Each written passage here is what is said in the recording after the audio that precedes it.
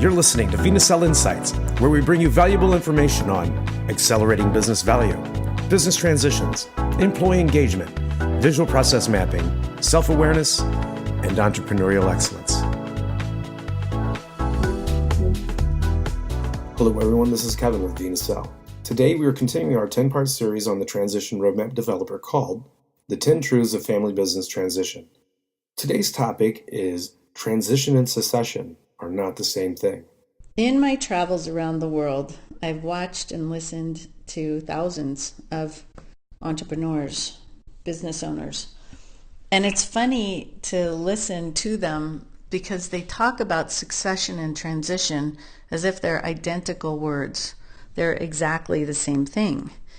So I went and did a little bit of research and just looked up some of the definitions. And the definition of transition is it's a noun, movement, passage, or change from one position or state or stage to another. And then the definition of succession, it's also a noun, but it's the action or process of inheriting a task or a title or a property or an office. So transition and succession are actually very different. And the funny thing is that you need to have both in order to transition a business. You need to have the person who is changing state from one thing to another. They're moving out and changing state. You need the successor who is inheriting the item or inheriting the process. So you actually need both, and it requires two people. Now, I'm an engineer, a petroleum engineer by degree, and I went to Colorado School of Mines. And when I was there, I just remember that I had to take level 3 calculus, and it was pretty hard to do it.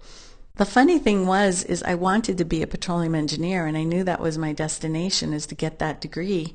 And so what I did is I was the one that engaged in taking third level calculus and passing it, and I did very well. I passed it with honors, and I was really proud of that.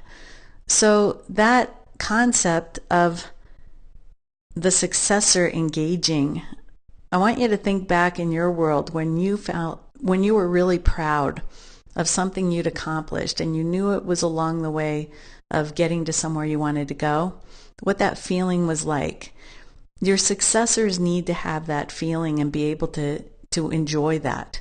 And that's what's going to really engage them to become the successor that you envision them being. In order to do that, there needs to be a communication between you, and also you need to know specifically what you're training them for and what you're going to be transitioning out of, and what the skills or the items that you really need them to know and master, what are those? What's required to get that done? I really like this topic of transition and succession. I am hoping that it'll give you some new thinking around what it really means to transition from one thing to another as an owner, and also what you want your successors to feel like. You want them to have a little bit of wind. You want them to be proud of what they have accomplished. You want it to be a little bit difficult, and you want them to be able to engage in it because they want to. That's all the time that we have today. I want to thank everyone on behalf of vNacelle for joining us.